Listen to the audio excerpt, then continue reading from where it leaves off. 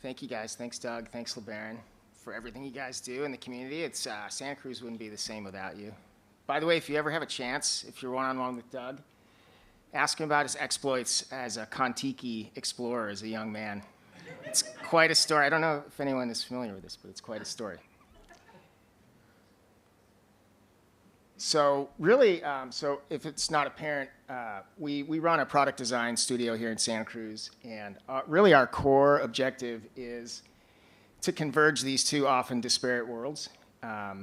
There's the sort of functional considerations of a program and the emotional considerations, and I'm sure many of us are familiar with the kind of dichotomy that exists between those two. When we think about the functional considerations, it's everything from the human factors and the ergonomics of a product to the cost considerations, the technical integration, even things like shipping and distribution and logistics. So that's often at odds with the emotional characteristics that a product has, right? So we want things to be, amazing experiences. We want the color and finish to be just right. We want the whole kind of persona of the brand to be terrific. So we kind of lie at the intersection of these two worlds. And my father actually founded our firm back in the late 50s, early 60s in Chicago. Pocket fisherman, anyone? Yeah? Pocket fisherman, Ron Popeil. Roomba. So while the products have changed substantially, the process and the ideology has remained remarkably similar throughout the years. Just a short sort of evolutionary history of product development and product design. We've gone through some major evolutions, and what started out as a fairly rudimentary skill set has evolved into something that's really incorporating a lot of sophisticated technology. And our job is to kind of harness the merits of that to our best advantage. And so we'd like to walk you through a few quick case studies just to share sort of what we do and how we incorporate technology. Brewbird is a really neat one. This is a recent product launch within probably the last year, company up in San Mateo that is doing remarkable work with single-serve coffee.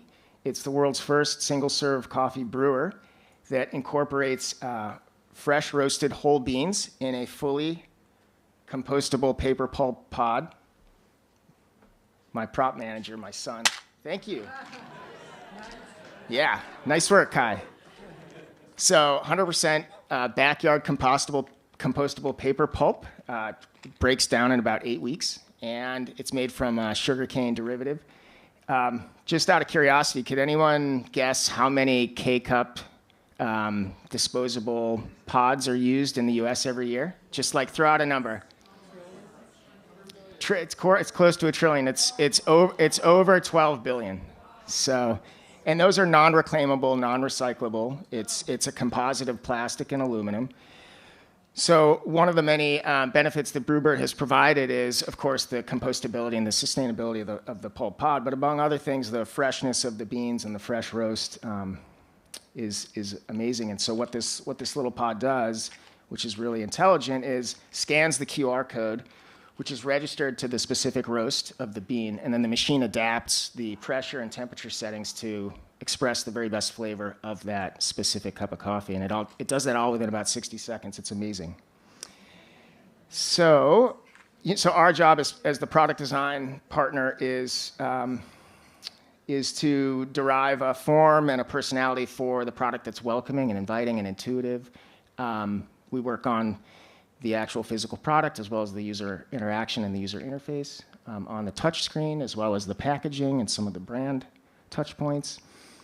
But what I think is really neat, and going back to my father, is, it's not just that technology solves these problems for us, right? Our process is very much rooted in the core fundamentals of the tradition. And, we can't just hit a button on AI and have us help develop this. There's still a lot of sketching, a lot of just kind of old school, as I mentioned, human factors earlier, just sort of testing sizes and scale to make sure that things fit and that it's comfortable for users and can accommodate, for instance, a really broad variety of coffee cups, which is surprisingly complicated. So all of these things come to bear. And we had a designer who brought in his VR Oculus goggles a couple of months ago. And that gave us the opportunity to sort of like incorporate and play with this new paradigm of what technology can do.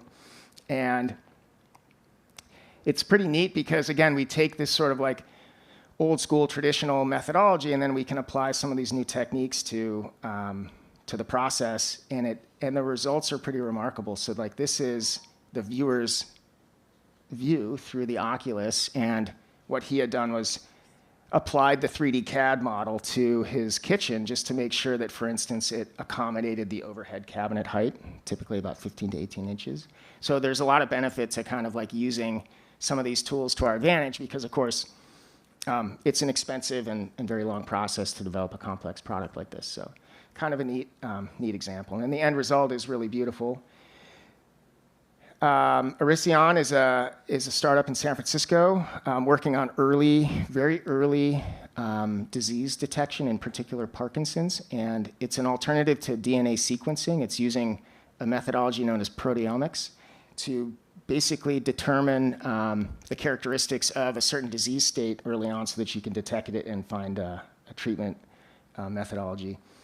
So again, we work on the industrial design and the human factors and the look and feel and the personality. Again, it's a subject matter that's quite off-putting and can be quite scary for the audience. So we have to make sure that it's very inviting and welcoming, and that that the personality is a very positive interaction.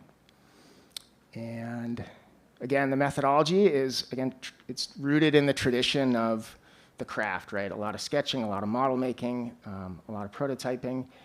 But before we go to actually produce anything or manufacture a large-scale model of this nature, because it's quite expensive and complex, we were able to characterize it and kind of look at it in context within the constraints of a research institution, which would be one of our first customers. So we brought in the Oculus, and we were able to kind of look at it one-to-one scale, which is kind of neat.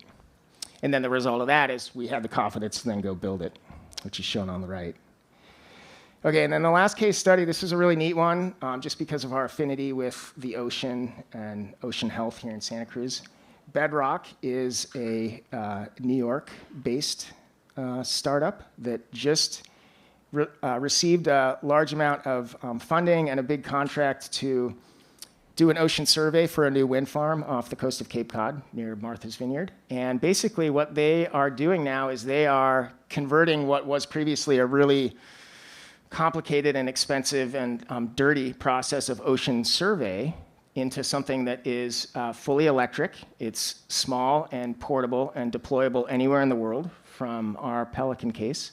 And it's converting this really otherwise challenging technology into something that's very approachable and easy to use. And this is actually testing the system up in Half Moon Bay last year. They have a whole fleet of these vehicles that are being deployed right now. And it's really predicated on rechargeable lithium-ion battery packs that are capable of full 24-hour use before having to come back to recharge.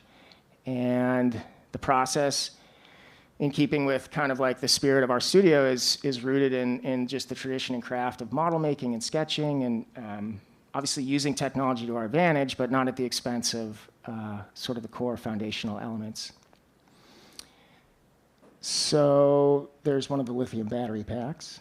And then the hydroflow tank we have a research facility in Richmond that we're able to kind of like do a continuous flow analysis of the exterior. So those are a couple of things that we've been up to. And if anyone is ever interested or wants to chat about product development, we're here in town. We'd love to hear from you.